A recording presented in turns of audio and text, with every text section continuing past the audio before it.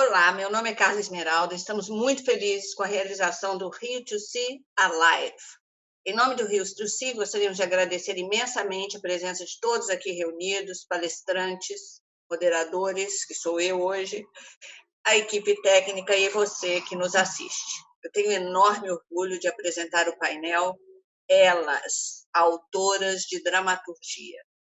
Autoras roteiristas falam sobre inspirações, sensibilidades, parcerias, ousadias em suas obras audiovisuais, que as qualificaram como criadoras de universos potentes, de sucesso e com capacidade de impactar a audiência brasileira.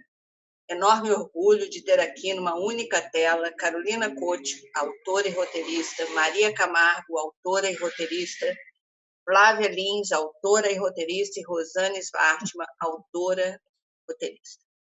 Esse painel pode ter a legenda ativada aqui diretamente no canal, vocês podem ativar a legenda e escolher o idioma, ok?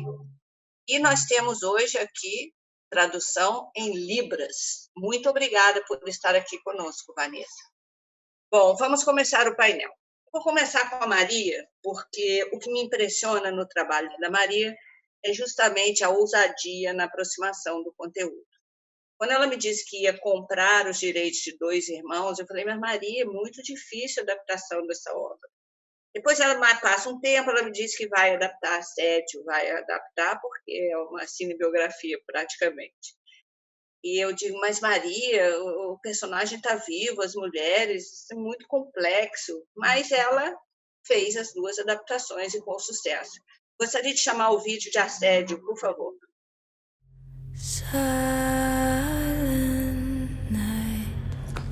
Casados há muito tempo? Quase 10 anos. Mas não tem sido fácil.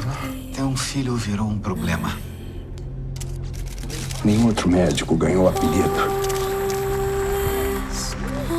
de Doutor Vida. E eu tava tão feliz que eu não percebi. Deus sabe quem fala a verdade. Ele me conhece. Parece que aquilo não acabou de acontecer, parece que foi um pesadelo. Mas você sabe o que aconteceu. Me leva daqui, me leva daqui. Não poder ser mãe, eu achava que era a pior coisa que poderia acontecer na minha vida. O que aconteceu foi muito pior.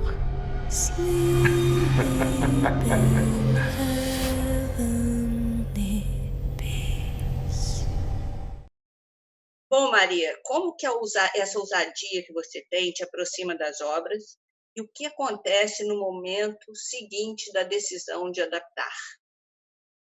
Oi, Carla, oi, todo mundo. Prazer estar aqui, uma honra entre amigas. Eu acho que assim, tem algumas formas, né, com que eu me aproximo de uma história que eu vou contar. Às vezes é uma história, claro, que me encomendam e aí eu tenho um jeito de me aproximar dela, e outras vezes é uma história que me sequestra, né, por alguma razão. No caso do Dois Irmãos foi um livro que me sequestrou, digamos assim.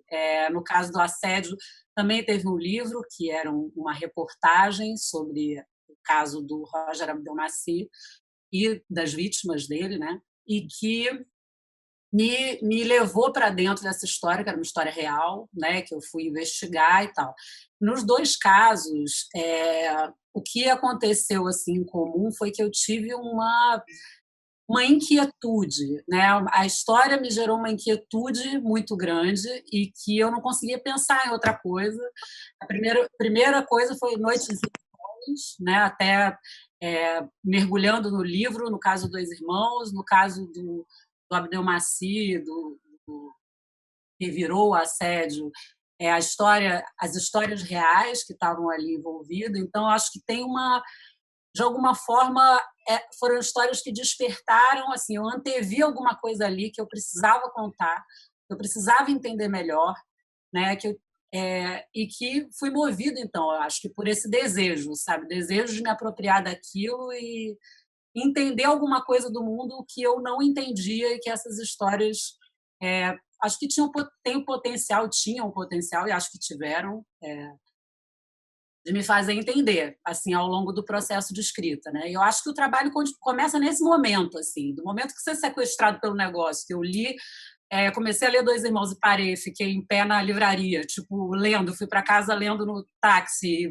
e passei a noite lendo, e no caso do assédio também e tal, eu comecei a trabalhar ali, né? Muito antes do projeto ser aprovado, muito antes de alguém disser, beleza, vamos desenvolver e tal. Acho que, no caso do Dois Irmãos, portanto, foi um processo que durou muitos anos, né? Começou em, sei lá, em 2002, foi exibido em 2016 e só acabou então, né? Assim, foi mais de uma década com aquilo o tempo todo, mesmo quando eu estava fazendo outro trabalho, com aquela inquietude de que eu tenho que entender melhor essa história. E aí, claro, a partir do momento que é o desenvolvimento mesmo, se eu tenho que transformar esse universo para o audiovisual, como é que eu vou pegar tudo isso que eu estou colocando para dentro aqui, tentando entender essa inquietude toda, como é que vai se traduzir no universo que eu vou criar para o audiovisual, né? E aí é trabalho braçal mesmo, às vezes, no caso do Dois Irmãos eu fiz sozinha, mas no caso do assédio, uma equipe, né, de várias pessoas tentando compor a partir dessa inquietude inicial minha, como é que a gente vai transformar isso numa obra audiovisual. Então, acho que tem uma coisa temática, assim, sabe, que me... não que assim, eu quero tratar sobre esse tema, então vou buscar. É tipo um germe de alguma coisa que me joga e aí eu entendo que aquele tema precisa ser tratado, né? No caso do assédio, acho que teve uma percepção de que aquela história ela representava muito um mundo que estava em transformação, né? Que se tinha de um lado um personagem, né, que era o Roger Abdelmaci, que representava um mundo machista, onde havia onde há uma permissividade imensa em relação à violência contra as mulheres, etc.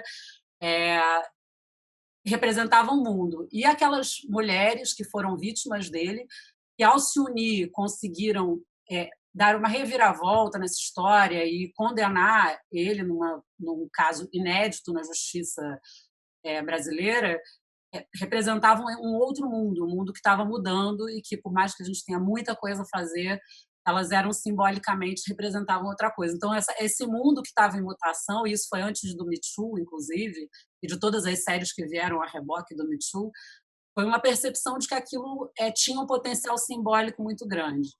No caso do Dois Irmãos, de alguma forma também, porque era uma história que não tinha, em princípio, nada a ver comigo, com a minha história de vida, porque, né, Amazônia é uma história de época, não tinha nenhuma relação com a Amazônia, nem com imigrantes árabes, que são os personagens principais. Então, num primeiro momento, eu não sabia porque eu tinha sido sequestrada por aquela história. Cara, para além do fato de que é uma obra literária incrível e maravilhosa e tal, mas eu poderia ter lido e me deleitado como uma obra literária e não ter pensado sequer, né, em me meter a comprar os direitos e escrever e eventualmente ajudar a produzir uma obra daquele tamanho, inclusive caríssima e tal. E aí, claro, aí no andar das coisas vou percebendo, né, tem uma questão em relação à maternidade, tem uma tragédia familiar que acontece de uma família que vai se desmontando, e isso era um medo para mim, assim, e aí entram, claro, as histórias pessoais, de coisas que a gente, né, que no caso eu tinha vivido, de ver uma família, digamos assim, onde todos os sonhos de alguma forma vão dando errado e vão acontecendo diferente do que se tinha planejado. Então era um medo muito grande que eu tinha, porque eu tinha filhos, eu achava que a coisa mais difícil, e ainda acho, é fazer uma família e ter uma estabilidade e criar filhos de uma forma saudável, né, e tal, e de repente aquela mulher, a protagonista lá, a Zana, tudo que ela pensou e tentou deu errado, ela foi fazendo errado também, não é nem culpar alguma coisa de fora, realmente foram decisões erradas e as pessoas, seres humanos tentando acertar e errando miseravelmente. Então eu acho que eu tinha muito medo disso acontecer comigo, e aquela história daquela família, então, me me gerava assim uma inquietude e eu me compadeci daqueles personagens de uma forma que me sequestrou. É isso, eu passei a morar dentro daquele sobrado lá, no caso dos Dois Irmãos, e só saí de lá quando consegui terminar de escrever e de ver a coisa pronta. Então, também depois aí vai percebendo todas as camadas. É uma casa que está desmoronando, mas é o Brasil que está desmoronando, não só Manaus, mas o Brasil, um projeto de Brasil. Então aí as camadas todas vão se somando assim. E tanto nos dois casos eram projetos que eram considerados difíceis, né, por várias maneiras. Primeiro porque no caso do Dois Irmãos era muito caro, no caso do assédio porque tinha implicações legais, inclusive éticas, né, de estar lidando com histórias de pessoas, como você mencionou, pessoas que estão aí, que estão vivas, uma história muito sofrida, né, de difícil digestão, digamos assim. Acho que no caso do Dois Irmãos também, porque ninguém quer ver, assim, ver tragédias, principalmente na televisão aberta, é uma coisa que tem lá o seu certo risco, né? Muita gente não quer se deparar com certas coisas. Então, no caso do assédio, também, porque é difícil mesmo. A gente não está ali, não dá para fazer isso com alívio cômico, né? É o tipo de história que não dá para ter alívio cômico. Então, mas foi assim que acontece. Eu só queria resumir assim, pensando que o seu desejo te aproximou dessas duas obras e você entregou visões de mundo que naquele momento eram importantes para o mundo ou para você, para o seu próprio crescimento. Então, é muito importante ver como a gente cresce também com as próprias obras, né? A partir da estruturação dessas obras. Eu queria passar para a Carol agora, para a Carol Couto, especialista, eu falo, em biografias. Então, ela sempre me traz os personagens, primeiro Dois Filhos de Francisco, e ela estuda, ela tem um jeito muito próprio de trabalhar, e ela me conta uma cena assim, do seu Francisco, colocando as fichinhas, né, no orelhão, e para promover a música do filho, ou da Hebe, que a frase ficou, inclusive, muito marcada para mim no filme, que vai ter que ser do meu jeitinho. Se não for do meu jeitinho, não vai acontecer. Então, essa vai ter que ser do meu jeitinho, um pouco estrutura toda a narrativa da obra. É o que eu percebo, entendeu, Carol? Então, eu queria saber assim, como que você reflete tanto sobre essa obra, se entrega tanto para essas personagens e como que esses momentos de iluminação estruturam a tua narrativa.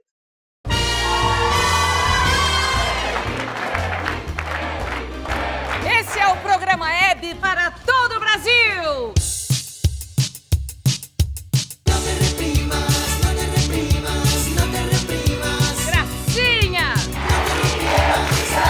Essa mulher é a apresentadora mais querida do país. Essa mulher é incontrolável. Uma subversiva com o microfone na mão. Luiz Roberto Gambini Moreira, a mulher mais bonita do Brasil. Vem cá, Roberta Close. A mulher mais bonita do Brasil sou eu. Aqui, ó. Chega! Qual é a tua, Hebe?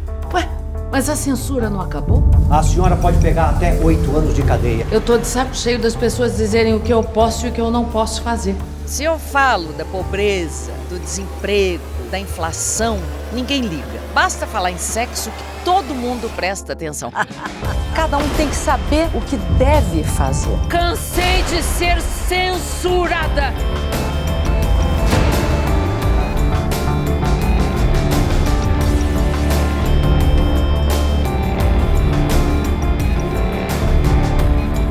A Hebe não é de direita. A Hebe não é de esquerda. A Hebe é direta. Eu defendo o nosso país. Você é uma rainha, uma estrela iluminada. Não esquece disso nunca. Agora vai lá e brilha. Brilha. Nós vamos receber o rei Roberto Carlos. Quando eu estou aqui, Eu vivo esse momento lindo.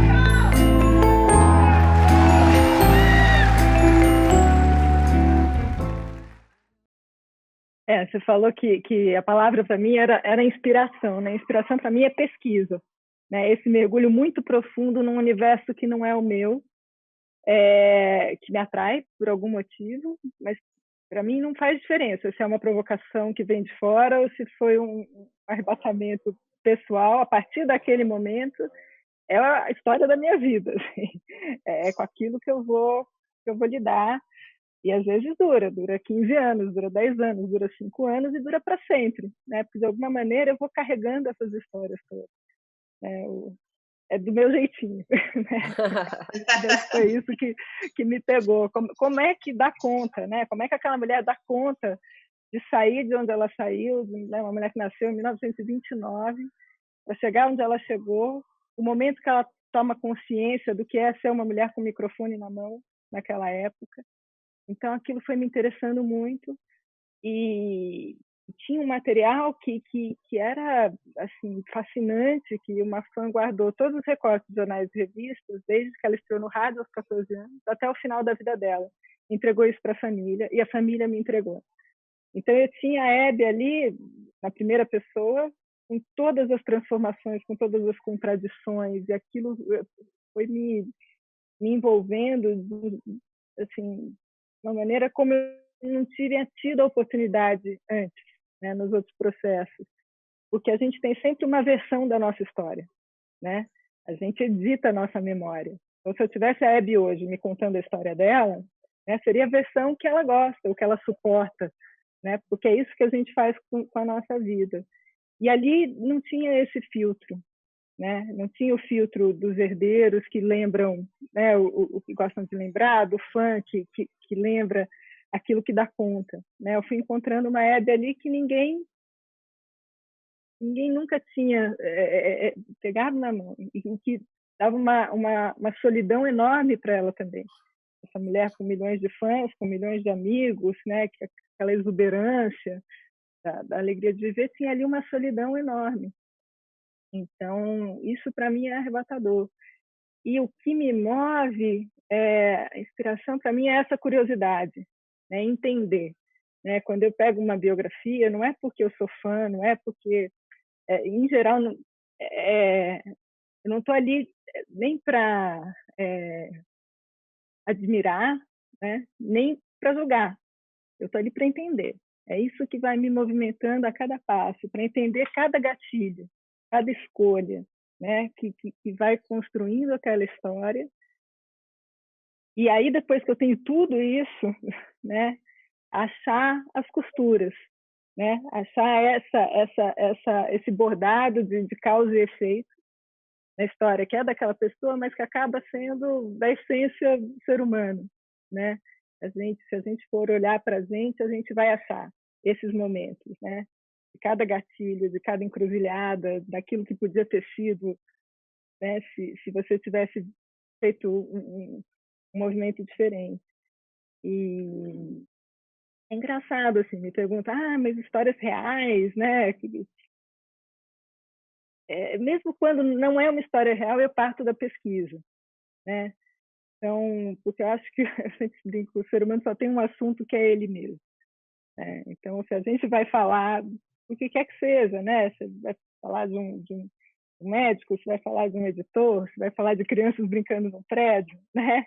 É sobre a gente que a gente está falando, né? A gente tentando se entender, tentando se buscar, e é isso que a gente procura também quando a gente escolhe lá entre milhões de opções aquilo que a gente vai assistir, né? Por que aquela história? Por que aquela história naquele momento? Né? E como a gente sai dali? Né? O que aquilo te transforma também de alguma maneira?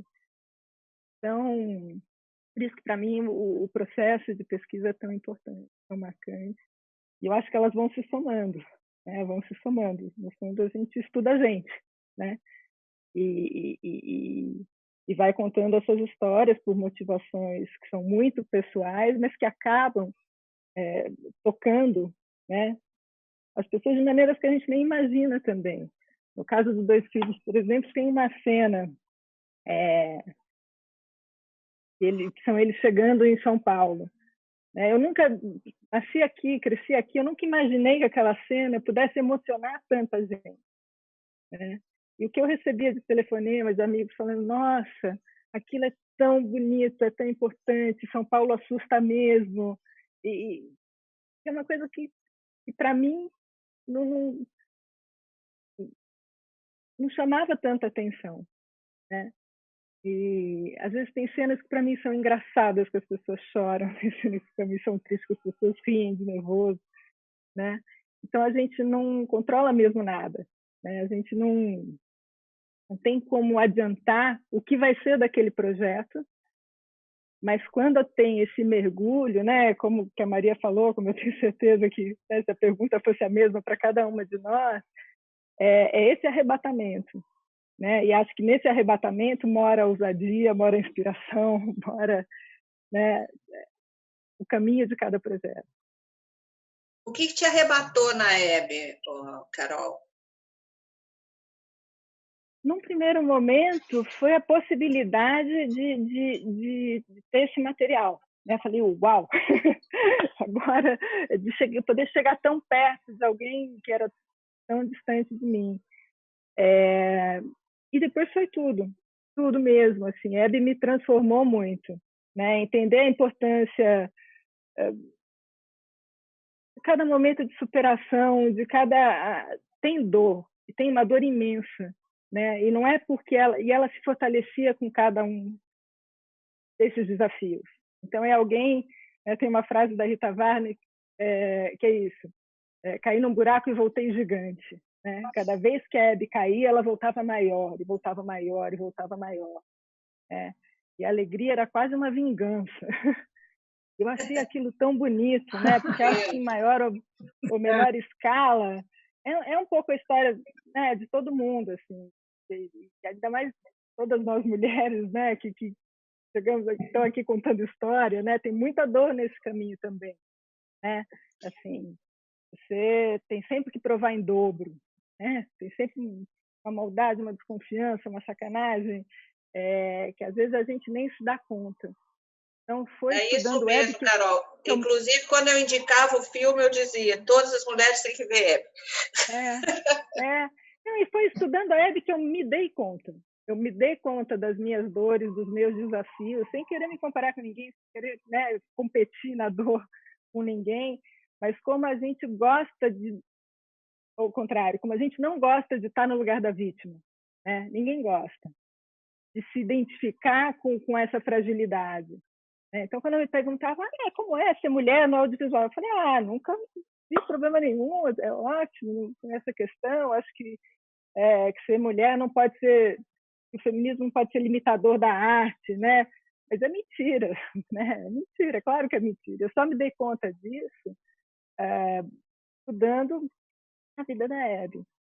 Eu acho que se a série, até mais do que filme, porque a série vai muito mais fundo, e mergulha nisso com muito mais intensidade, e foi bonito assim de ver, Hoje a gente tem essa mosquinha chamada Twitter, assim, de ler o pensamento do público. É muito bonito esse retorno, É um retorno que só o autor de teatro tinha, agora a gente tem um pouquinho também.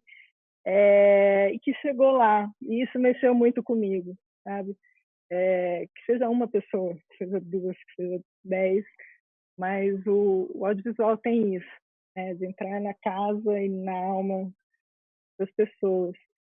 Então, com a Luísa Brunet agora também, que eu estou muito perto dela, já faz 3 anos, uma pessoa fortíssima também.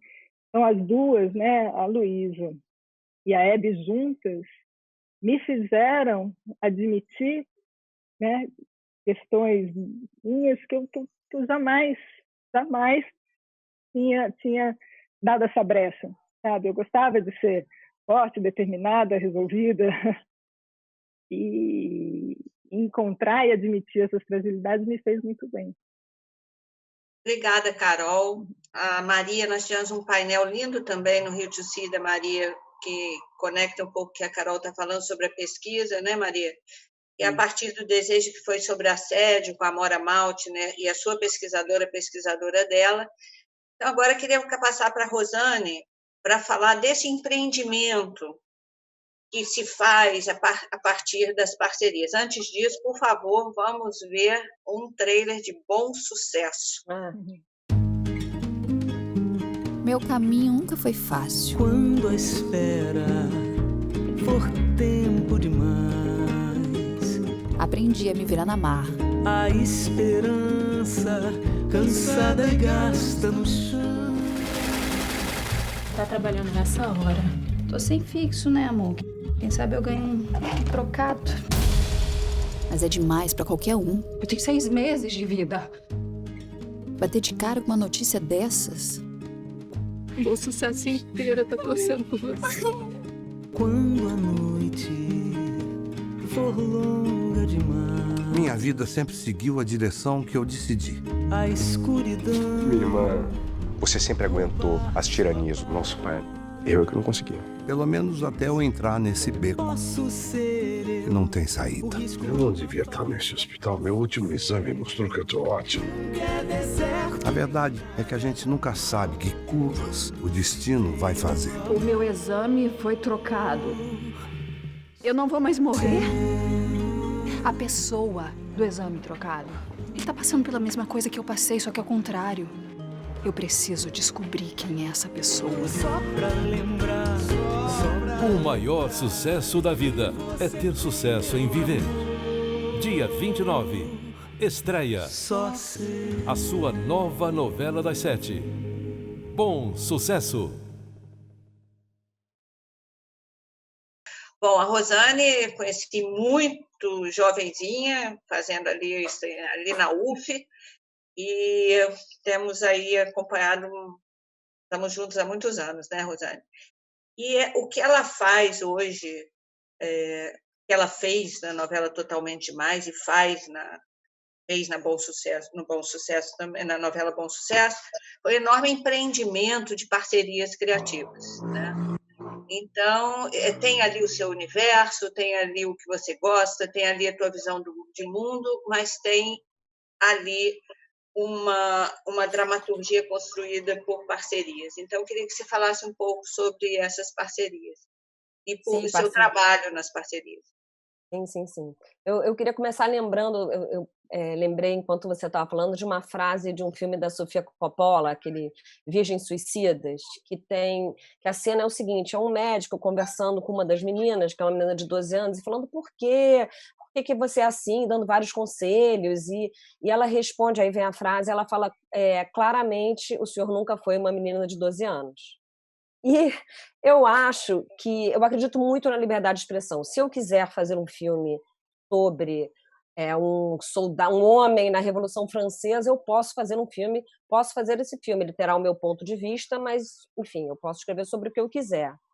Mas, por outro lado, é claro que quando você costura parcerias criativas, elas enriquecem a sua história, principalmente uma novela que tem muitos núcleos, muitos personagens, muitos capítulos. Então, as parcerias, elas trazem outras visões de mundo, elas enriquecem aquilo que você está escrevendo, né? Então, por exemplo, quando você faz um filme, você tem mais tempo de pesquisa também. Então, você pode conversar com várias pessoas, fazer várias entrevistas. E uma novela, a gente escrevia 6 capítulos por semana e exibia 6 capítulos por semana. Então, tem uma hora que você precisa trazer frescor para aquilo, e isso é feito através das parcerias. Mas lá no começo, o início de Bom Sucesso, que até pareceu Totalmente Demais, mas o Bom Sucesso, já que a gente mostrou o trailer, foi assim. Eu e Pepe, depois do sucesso de Bom Sucesso, Paulo Raume, a gente tinha tido várias sinopses recusadas. Não, isso não é legal, não, isso já foi feito, não, tem uma coisa parecida que está acontecendo, e enfim. E aí o Pepe falou, olha, eu acho melhor te dar um tempo, vamos dar uma pensada, você está muito ansiosa, e vamos pensar melhor o que seria o próximo projeto de novela, vai se concentrar no Proust, eu vou me concentrar também nos meus projetos de filme, porque a gente cria e escreve histórias, né, para várias plataformas, e mídias, e formatos, e linguagens. Mas aí, lendo uma pesquisa do IBGE e vendo que as mulheres que eram também chefes de família, enfim, esse número tinha aumentado muito, eu fiquei me perguntando, mas quem são essas mulheres que têm, sei lá, dupla, tripla jornada, que são multitarefas e será que elas podem parar e sonhar? Será que em algum momento elas conseguem parar e se perguntar sobre a vida delas? E é claro que aquela reportagem não saía da minha cabeça, assim como o livro não saía da cabeça da Maria, ou a Hebe não saía da cabeça da Carol, quando ela começou a ler as matérias, o material todo. E eu fiquei pensando, vem cá, e se essa mulher ela levasse um susto, ela tivesse que parar para pensar? Se ela achasse que... O que ia fazer essa mulher parar para pensar? Bom, se ela fosse morrer, ela ia pensar em tudo que ela precisa fazer antes de morrer, seria uma saída. E aí, quando você constrói uma novela e personagens, eu fiquei pensando, bom, e o que seria a antítese disso? Bom, seria um cara que sempre teve todas as chances e que descobre que ele vai viver. E é claro que aí veio a ideia dos exames trocados e dessas duas pessoas se encontrando. Eu sou curadora de uma arena da Bienal do Livro, então esse universo dos livros, eu fiquei muito impressionada na Bienal Internacional aqui do Rio de Janeiro, na popularidade, como aquele lugar, assim, foram 600 mil pessoas, como às vezes 50 mil num dia, a popularidade do livro, né? Como as pessoas iam para lá para conversar com os autores, vendo livros, não só o objeto em si, mas a literatura, né? Era como se fosse uma festa ao redor dos livros, da literatura, das histórias. Eu fiquei muito comovida com aquilo. Então, eu já sei, vamos... não é só o viver e morrer, são as histórias, são os livros. E aí o Pepe entrou, e é claro que quando o Pepe entra, o Paulo Raume, que é um autor, enfim, talentosíssimo, né? Ele fez UFEL também, a gente não é da mesma geração, ele insiste que foi presidente da BDI, eu fui vice, mas não lembro disso. Se eu me lembro bem, eu fui tesoureira, ou seja, mandava nele.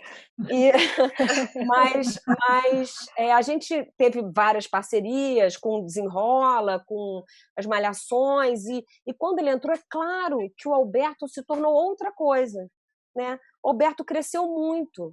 Essa coisa meio ranzinza do Alberto, mas que por dentro tinha um mundo inteiro de sensibilidade. Tudo isso o Pepe foi trazendo e a gente foi construindo os outros personagens e as outras histórias, porque uma novela precisa de muitas histórias e muitos personagens juntos.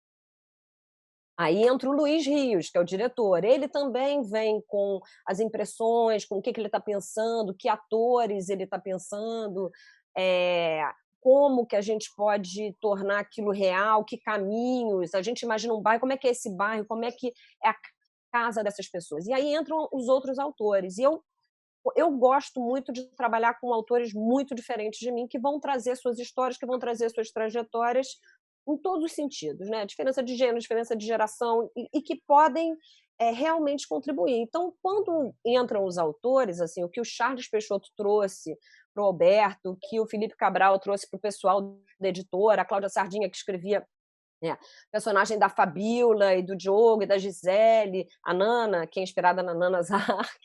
Mas, e também, né, e quando entrou o Fabrício escreveu muito bem a Paloma, né, e ele escrevia a Paloma com a família, e ele escrevia essas cenas todas, e a Isabela Aquino escrevia os personagens jovens, e eu via, o Twitter é muito legal, né, a internet, as redes sociais, eu via a briga, né, entre as pessoas que torciam por um casal ou por outro, e era mesma autora escrevendo os dois casais.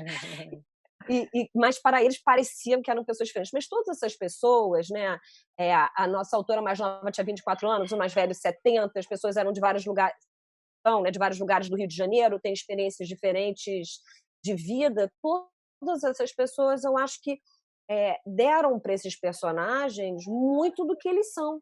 Não tem como. Quando você escreve a sua Hebe, Carol, eu imagino que você respeita quem é a Hebe, mas você também dá muito de quem você é. O seu ponto de vista está lá, e a mesma coisa com Maria.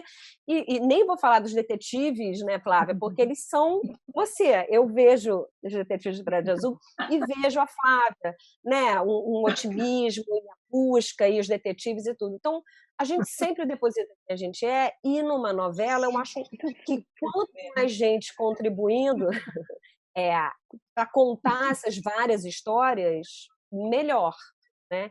E as pessoas também, eu acho que quando você trabalha em grupo, uma coisa importante é ouvir. Então, numa parceria, eu e Pepe, a gente tem uma simbiose, a gente escreve um do lado do outro mesmo, a gente faz a escaleta junto, a gente divide os diálogos, e nem sempre ele é Alberto e eu sou Paloma, às vezes troca. E a gente vai construindo, escrevendo os diálogos e escrevendo as escaletas, um completando a frase do outro. Eu fico no teclado porque eu sou um pouquinho control freak, mas é junto ali. E o que a gente procura fazer com os outros autores é sempre contar o que está acontecendo. A gente trabalha num esquema parecido, assim, a gente tem uma redação, então trabalha todo mundo junto ali, a gente troca muito, vem cá, o que você achou disso? Ou sugestão para uma cena, mas principalmente toda semana, em Bom Sucesso, Totalmente Mais foi assim, Malhação foi assim, a gente se reúne para discutir que parte da sinopse a gente vai escrever na semana seguinte, e se alguém tem alguma ideia, alguma sugestão, será que algum personagem merece mais carinho? Será que alguma coisa incomoda? Né? Principalmente hoje, por exemplo, a gente, né, numa novela, acompanha a sociedade sempre, e assim ela sobrevive, é um produto tão resiliente. Né? A primeira novela foi em 1951, estamos aqui ainda vendo novelas com uma audiência massiva, e eu acho que uma característica da novela é dialogar com a sociedade. Então, as lutas identitárias são uma característica da nossa sociedade hoje. Então, esse cuidado quando a gente está colocando personagens na tela, principalmente em Bom Sucesso, e ouvir todo mundo, né, que faz parte da redação sobre isso, olha, isso aqui me incomoda, isso aqui não é legal, ou será que aqui não devia ter uma virada? Isso é muito importante para a gente também. E aí, cada um vai para o seu computador, eu e o Pepe a gente faz a escaleta, e as pessoas, ao longo da semana, vão entregando as cenas. E a todo momento ligando e tal. Então, isso é um pouquinho, sei lá, dá um retrato de como é trabalhar em parceria usando Bom Sucesso como exemplo. Não sei se era isso.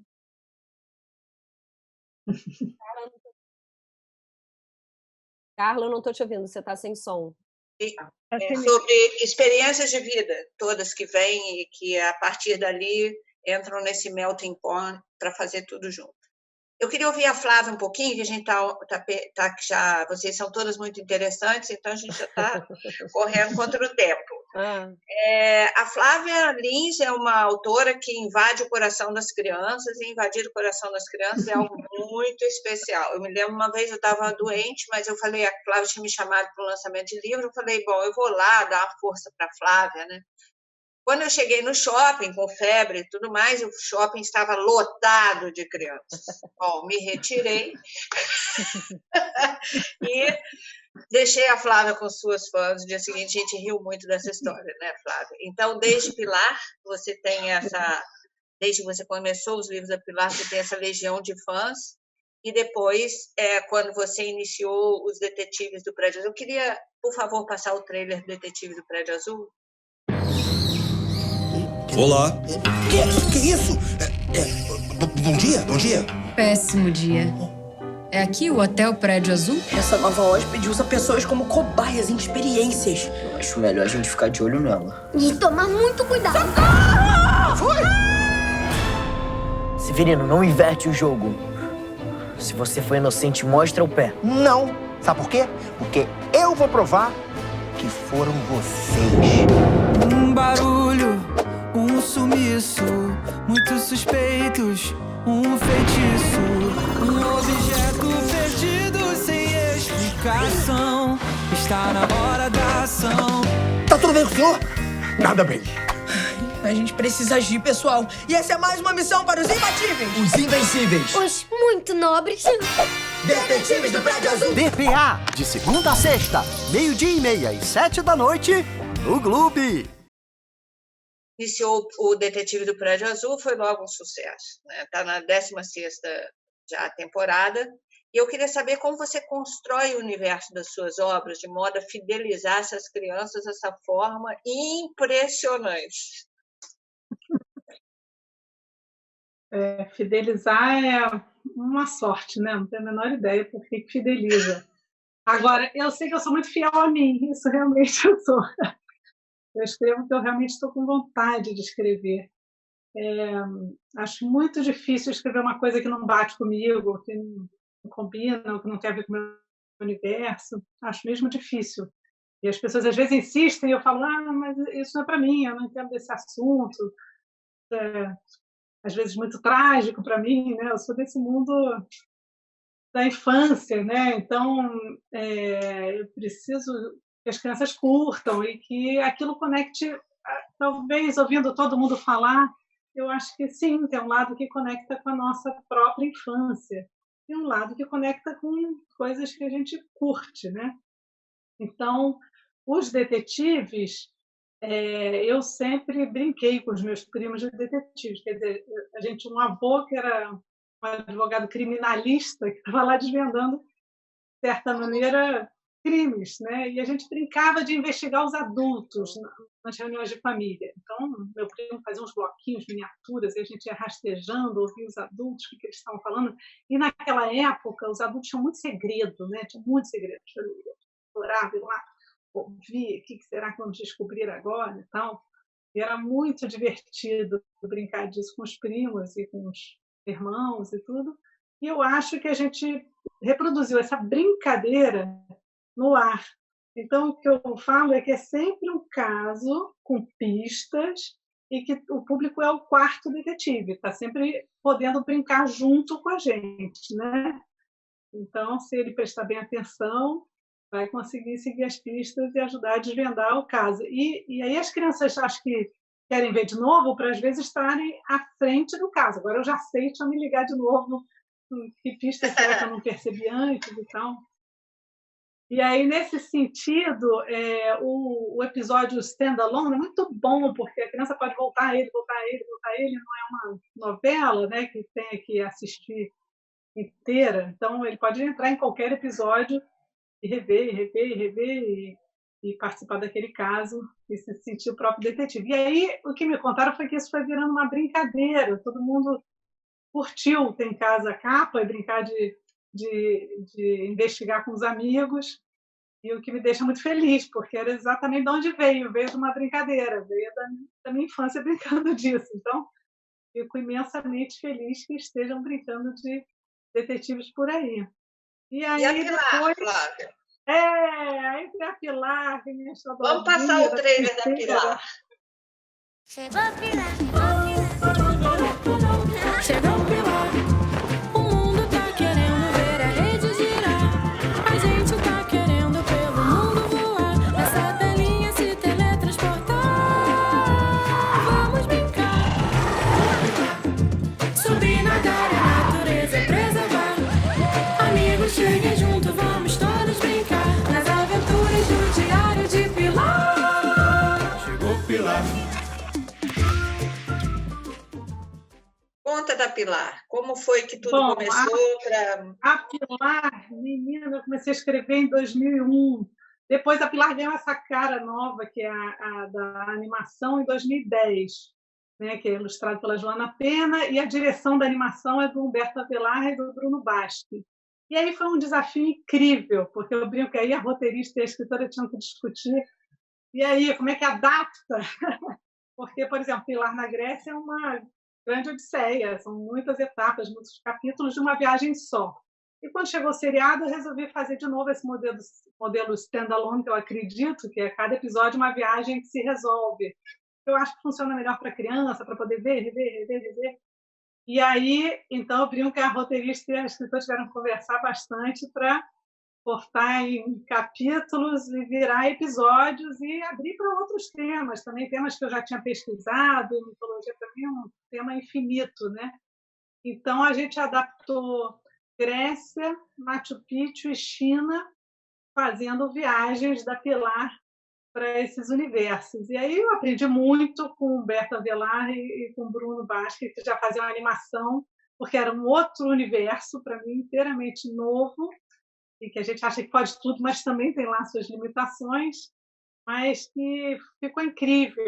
Eu adoro criar essa formulinha assim, que a gente vai repetir, botar de novo ali como é que vai ser o desafio dessa vez, para onde vai viajar, e como que a Pilar vai voltar transformada, de certa maneira. Então, a cada viagem, ela acha que vai buscar uma coisa, sofre uma transformação e volta transformada. Então, fascinante assim, poder levar o livro para a TV e muitas vezes a TV leva de volta para o livro, então eu sou uma pessoa que acredita totalmente nesse intercâmbio de mídias e tal.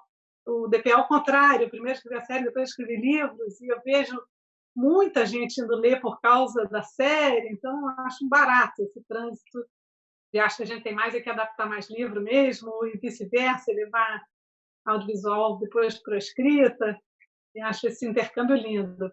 E na Pilar eu estou fascinada, assim, vendo a Pilar ir para o mundo, porque aí a adaptação já estreou internacionalmente, a Pilar estreou México, Argentina, e acho que o desenho animado tem uma coisa mais fácil de dublar, poder viajar.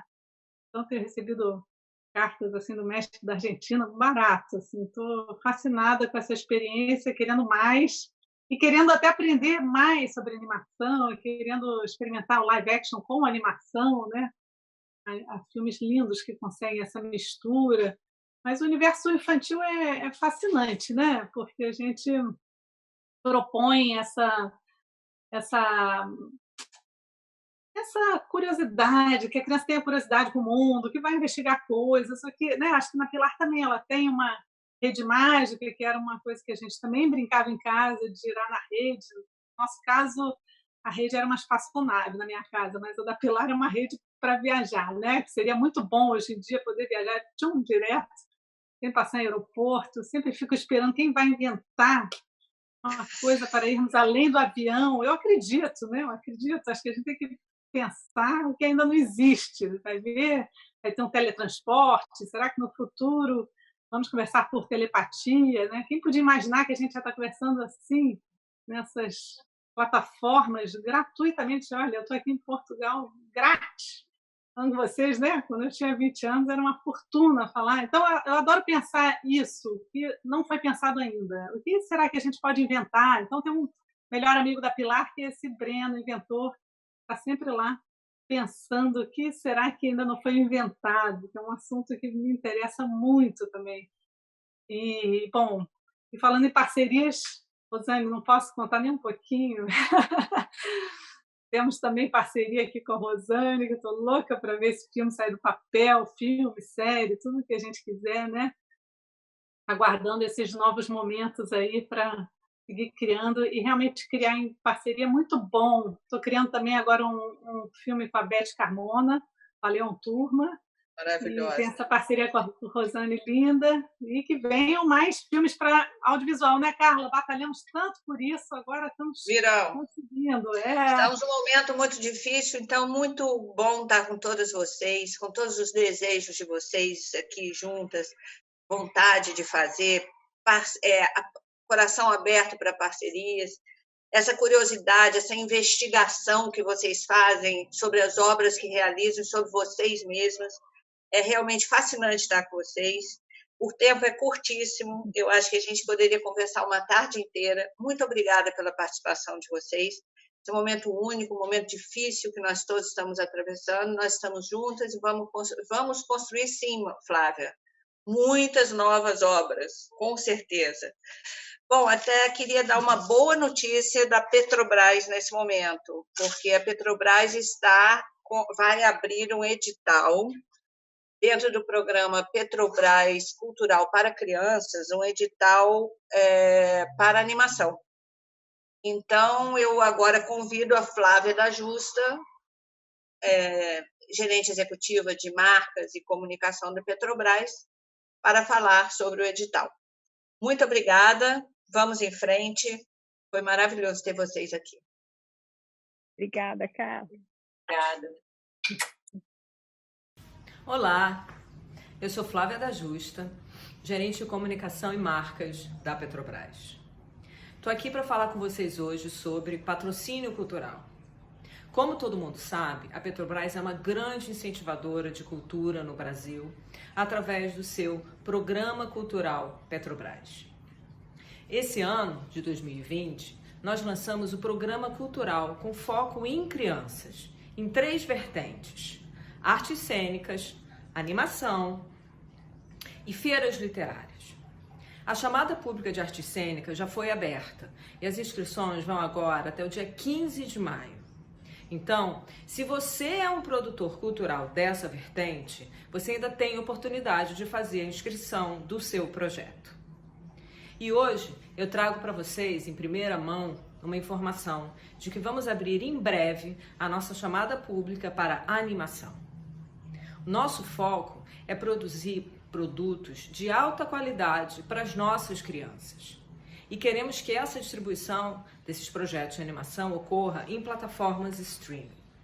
Portanto, fique atento. Se você é um produtor de animação, a gente vai em breve anunciar no nosso site a abertura dessa chamada. A gente também pretende anunciar os vencedores ainda em outubro desse ano. Então, uma super oportunidade aí para a nossa cadeia de animação no Brasil. Agradeço muito a atenção de vocês e desejo um ótimo Rio to See Live para todos. Obrigada!